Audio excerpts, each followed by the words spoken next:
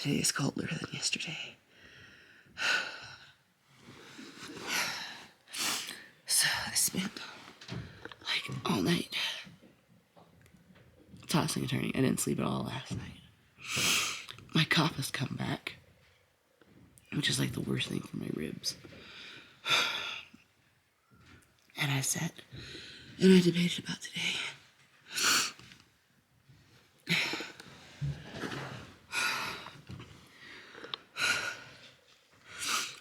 And I figured,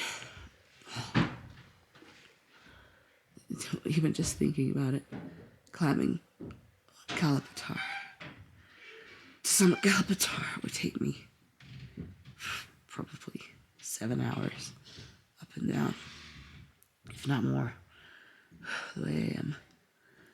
And that would mean having to spend another night in Gorak, Shep.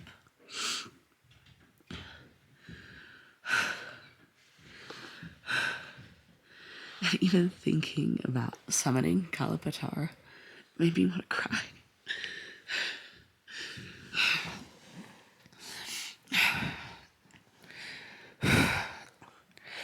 So I think I'm just gonna call it a day. Start my way back down. My power bank's dead. All my batteries are dead. Everything's cold. I'm getting dehydrated because everything's frozen. My contacts are frozen.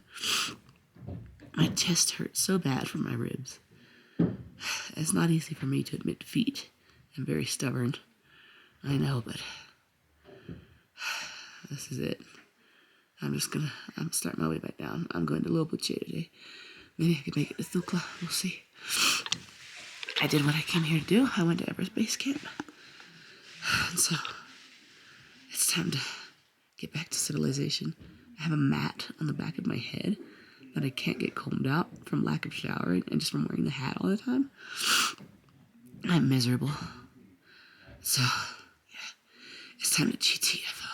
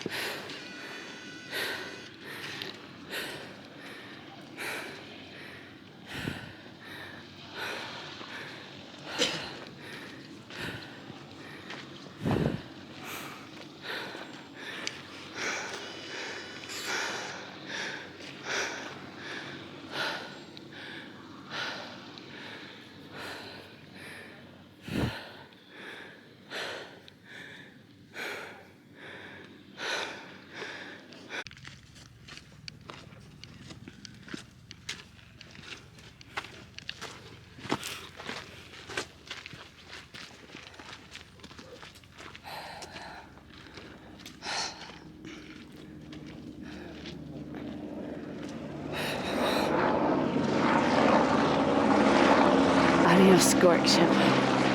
It's time to blow this popsicle stand. Whew.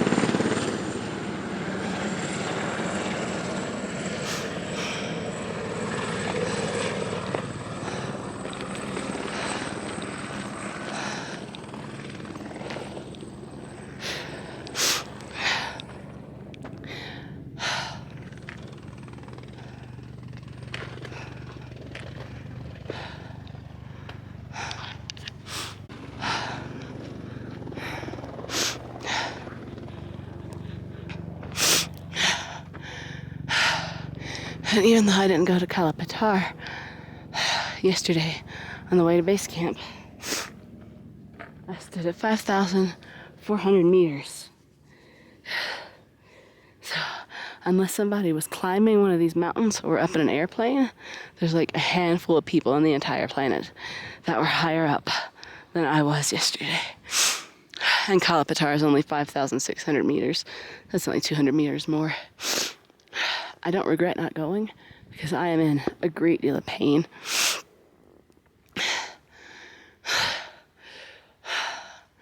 probably gonna take me forever to get back to Lobuche because I forgot that I actually really hated this road where I have to climb over that rocky boulder bridge of death.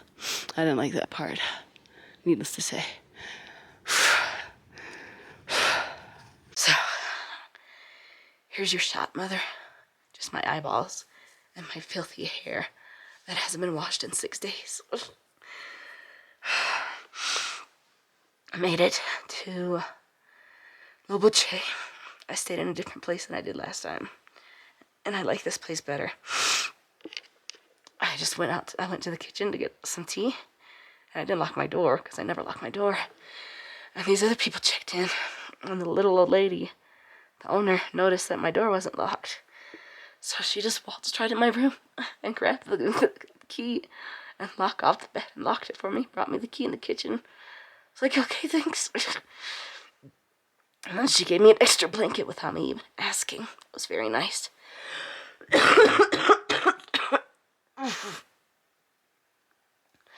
Oof, that is very painful. Oh, my ribs are really bad today. I don't know if it was just the trek to Everest, or I was also really dehydrated, and also I'm sick again. But today I was just in so much more pain than I have been like these past 2 weeks. It took me forever to get to Lobuche from Gorak, Shep, and it's mostly downhill. But I was in such pain. Oh my god, my ribs hurt so bad. Every breath is agony. But I'm very glad to be in a place that has water. That's not in the form of ice.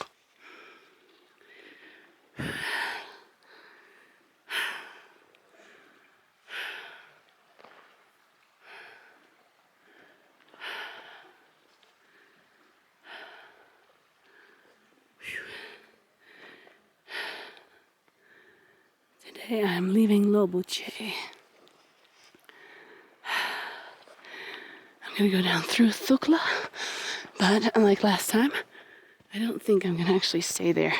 I think I can make it to Pheriche, where I have not stayed. It's below Dingbuche, and the map says they have like a little shopping center and also a medical center. And that's where all those helicopters were flying into before.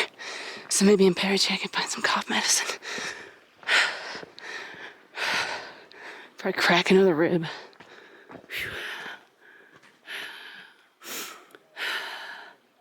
says Thukla's 3 hours. My map said 1. I guess we'll see. Maybe I will stay in Thukla. We'll find out.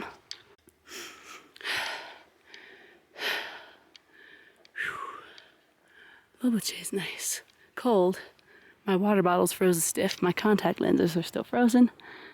But it's still warmer than Gorak, Shep. I'm not as in, well, so far, I'm not as in as much unholy pain so far. But I think getting rehydrated helped a lot with that. Because I was really, really dehydrated. So I think just getting some tea in. The first time when I came up through Lobuche, I stayed at oxygen altitude tea house. I had seen that it was like the most highly rated one. But this time I stayed at above the clouds and I liked it so much better. I wish I'd stayed there on the way up. The owner was so nice and she had like the best ginger tea I've had in 3 weeks.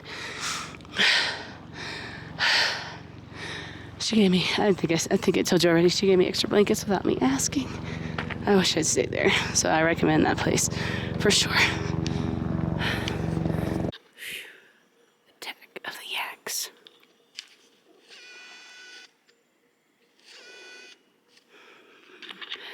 I wonder if I'll see that dog again.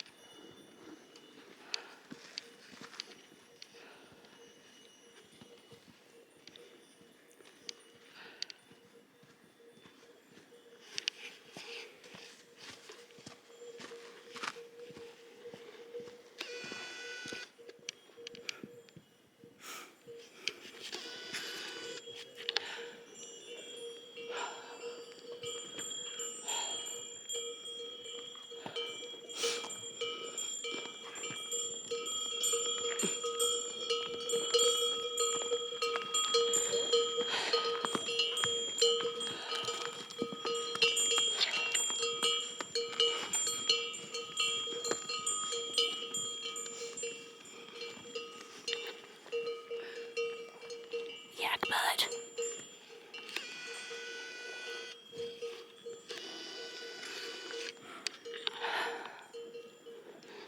Anyway, what I was gonna say before the yak attack, this British guy was chit-chatting with me at breakfast today.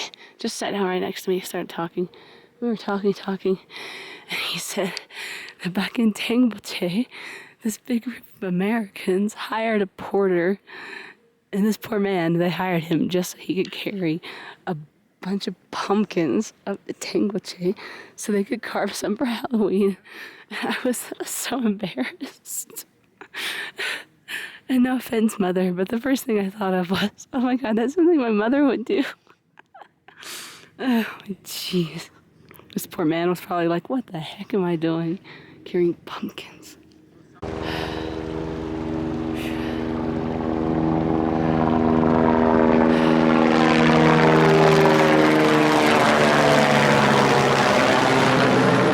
It's really nice to see water that's not ice.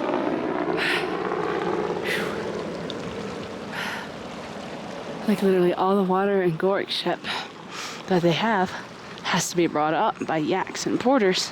There's no flowing water. It's too cold to have any pipes. So every bit of water up there is brought up from down below, which is why everything up there is so expensive. Which is why I got dehydrated, because to be quite frank, I was just too cheap to buy bottled water.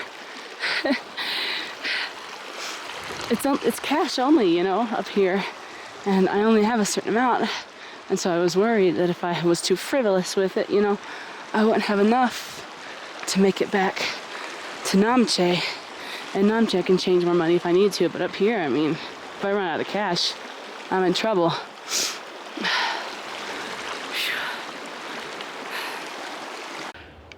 It's oddly quiet.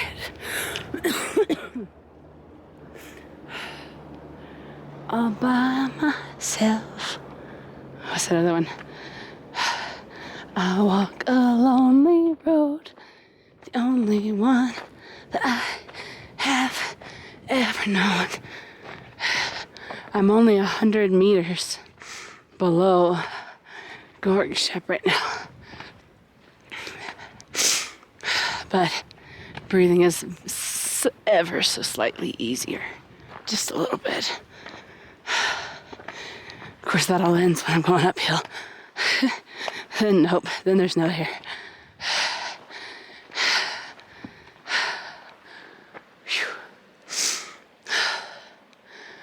I'm much happier. Like, I enjoy the scenery much more now that I'm going down. I don't hate every single step I'm taking anymore. Knowing that, like, I've seen it, I've done it, on my way back. Can't wait to be back in Namche. Get my bag from Mingma. Get down to Lukla. Catch that terrifying flight. Get back to Kathmandu. Sell back my hiking poles and these hiking pants that I won't need until July. And I'm gonna go secondhand clothes shopping because I need something for Dubai. I don't have anything good for Dubai. Just leggings. And I'm allowed to wear leggings because I'm a tourist, but I'd rather not. I like these, I don't know what they're called. These little, I can't think of the name. I'm thinking salwar kameez, like the Indians wear. The Pakistani women wear too. Some women in Nepal and Kathmandu I saw were wearing those.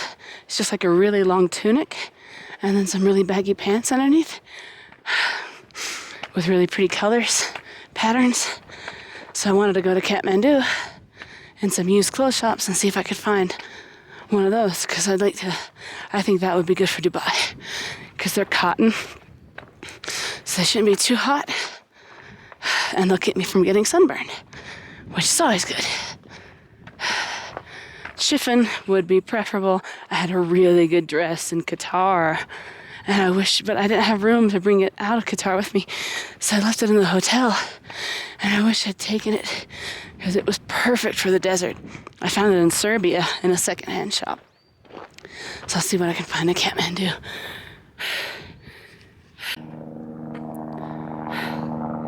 Sometimes I look at these mountains and I think, gosh, who the heck was the first human to look up at that and think, hey, I bet you I can make it to the top of that thing. You always gotta wonder.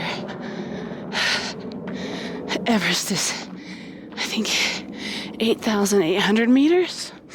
So when I was above base camp, 5,400 meters, I was only 3,000 meters below the top of Mount Everest, which is kind of crazy to think about, like literal top of the world, and I'm only 3,000 meters below it.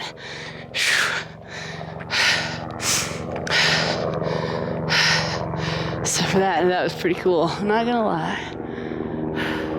I'd still rather see K2. Hopefully I can make it to Pakistan in July with no problem.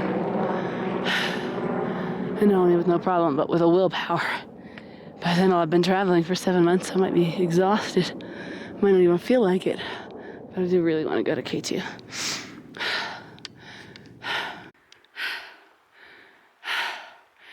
That trail there goes to Dragnug if you're going over Chola Pass, which is where I was gonna go. And my initial plan, until I nearly murdered myself, the fact that I made it even this far at all is an actual miracle. The fact that I made it to base camp is no joke. Nothing short of miraculous. So I'm not gonna push my luck. I wouldn't be able to get over Chola and then back down to Kathmandu in time to catch my flight. So I know when to not press my bounds.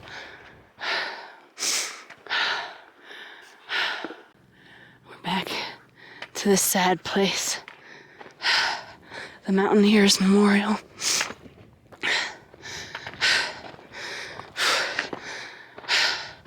There were just so many cairns. I couldn't even get around to them all. I tried to read as many as I could.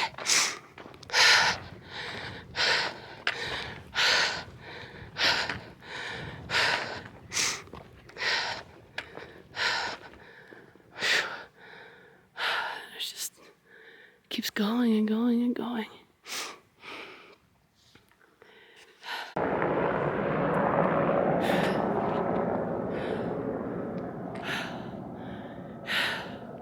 Yoshio Maruyama.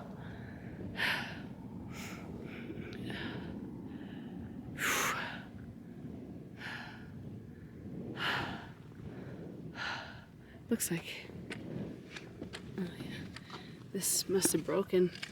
Maybe this broke in the earthquake. It looks like it was right there.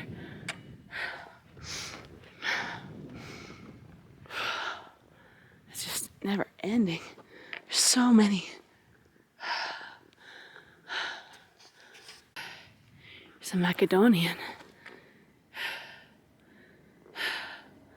Sucks to die on your way down, man.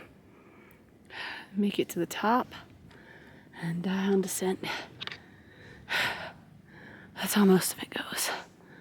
I'm gonna go check out this lonely boy up here. It's the farthest one out, and I was too tired to go look at it last time. Let's see who this one belongs to. Way out here in the back, so isolated.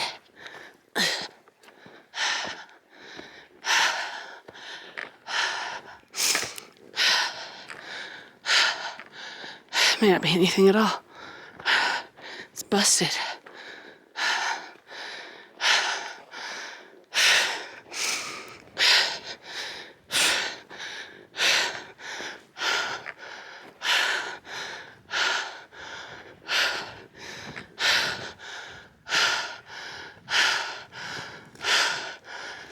21 years old.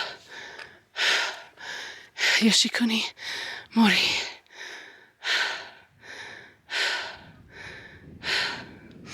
Sad that this one's broken. I can't read it all.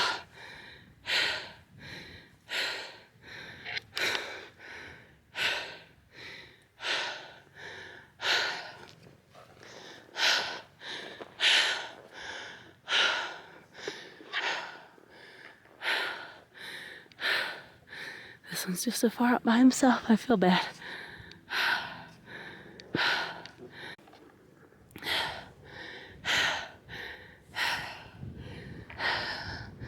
This is super depressing, but that Art Gilkey Memorial at K2 is going to be worse, I think. I don't know if it's true, but allegedly at that memorial, you can, when the conditions are right, the temperature's right, the wind's right, you can smell some of the bodies, or rather, the body parts that they buried under there. Just kind of whenever they come tumbling down, I guess, they buried under the Art Gilkey Memorial. Again, I don't know if that's true. That's just what I hear.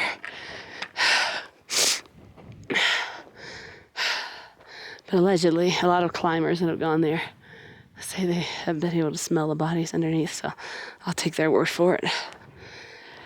That'll be really sad.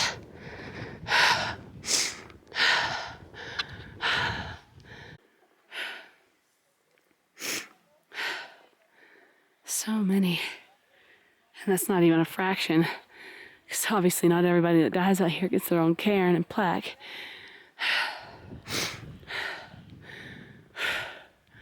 You can only imagine how many more there are. I mean, what, there are 300 bodies on Everest alone? Something like that. K2, I'm not sure how many.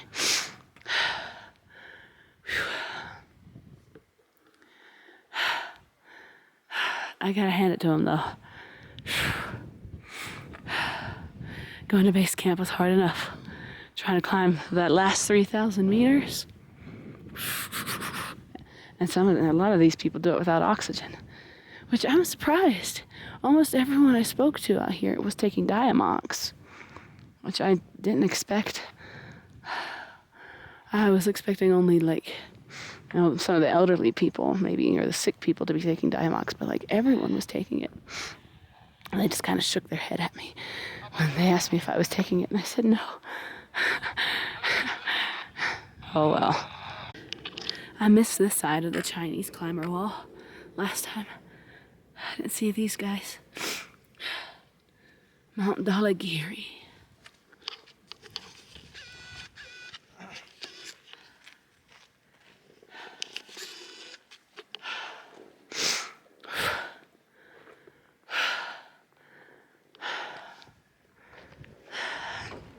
And then these I saw. I got these before in Nanga Parbat. On that terrorist attack in Nanga Parbat.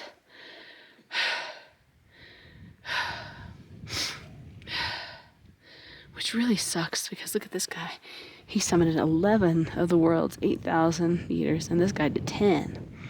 I guess this is one of their pipes. All of that just to die in the only mountaineering terrorist attack. That sucks.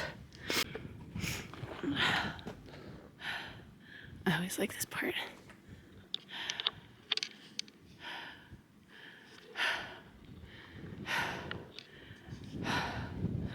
Now, this took me 2 hours to climb, and it's only going to take me a few minutes to go down, which sucks. 2 full hours to climb up this thing. Or maybe 3, I don't remember, but it was a lot. Actually, I think it was 3. It took me 3 hours to get up here.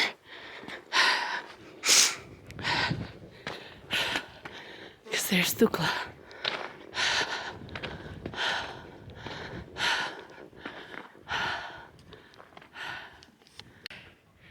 It looks so easy from here going down because there's Thukla. And it took me, no joke, 3 hours to get from that little village to right here. And it'll take me like 10-15 minutes to get down. And then we're going across that rocky river down there and then along the river to Pheriche. So that'll be a new town. I mean, I've seen it from above, but going through it'll be different. Hopefully they have medicine. Hello, Thukla, my old friend. I have come to speak to you again. I don't know if that's actually the words. Oh man, am I glad to be back here. Now I can go to Pheriche, get some medicine. It's hopping right now. Everyone's stopping for lunch, I think. Remember this? My favorite part. Remember? Pepperidge Farm remembers. Oh God, I hate this part. I just need to get over it. So we're down to Pheriche.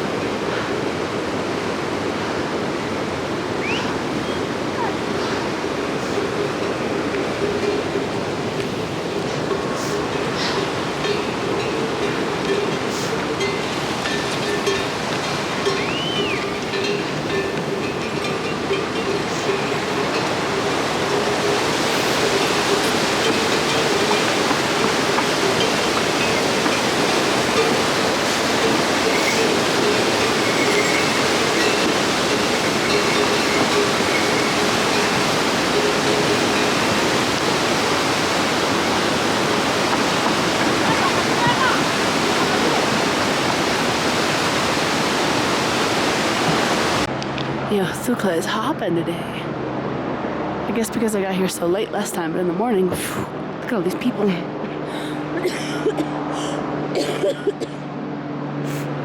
Busy, busy, busy.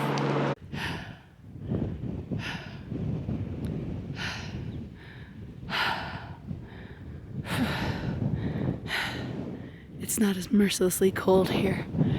I wonder if my tea's thawed out. Or my contact lenses.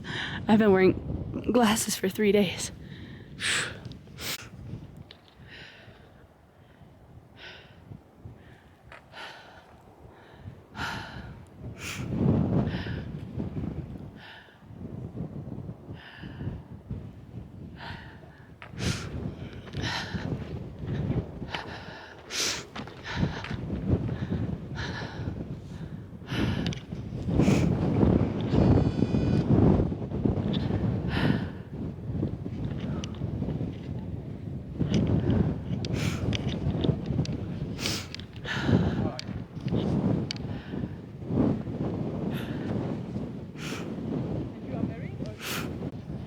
There's Pheriche.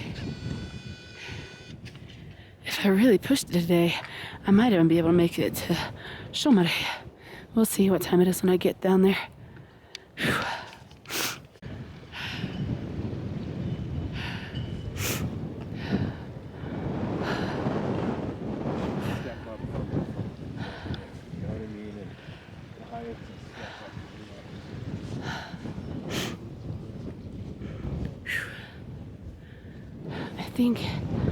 I think that's Ted's rock up there, right there, if I'm not mistaken.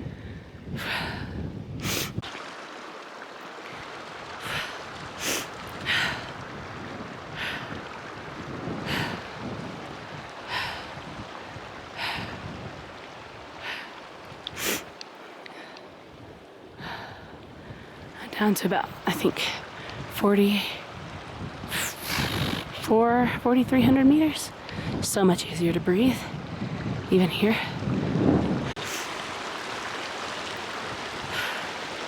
How cute is this little place?